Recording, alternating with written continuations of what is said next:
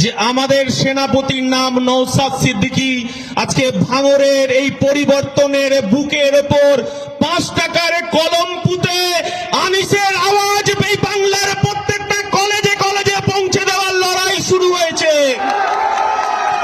আর যিনি বলতে চাইছে এখানে খুনের রাজনীতি কায়েম করবেন আর কারিমুল আর আমাদের ওহিদুলকে পুঁতে রাজনীতি করবেন, তাদেরকে বলে দিতে চাই আমার নেতার নাম নওশাদ সিদ্দিকী, আমার বাংলার সেনাপতির নাম নওশাদ সিদ্দিকী।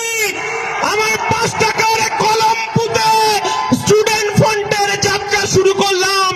এই বাংলায় 27 বছরের বান্ধবীকে নিয়ে জেলে থাকবে সেই শিক্ষার কথা আমার নওশাদ সিদ্দিকী বলে না।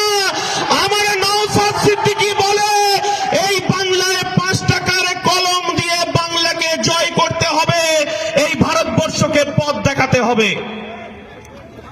আমরা বলতে চাইছি বেশি কথা বলবো না, মাথা ঠান্ডা রাখতে হবে।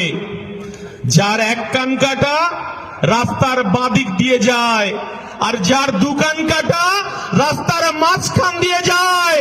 আমরা বলতে চাইছি যে আপনি যে কথা বলতে চাইছেন আর আমার নওশাদ সিদ্দিকী বলছে এই ভাঙড়ের মাটি 2021-এ পথ দেখিয়েছে আর 2026-এ এই বাংলায় নেতৃত্ব দেবে, সেই রাজনীতি শুরু করেছি আমরা।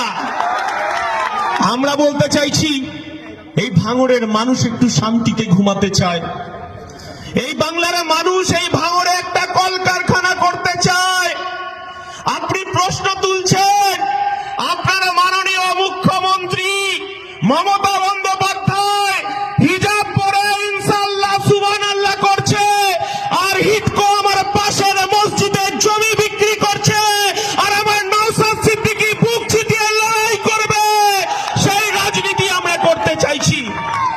আমরা বলতে চাইছি এই বাংলা রাম রহিমের বাংলা, এই বাংলা নেতাজি সুভাষ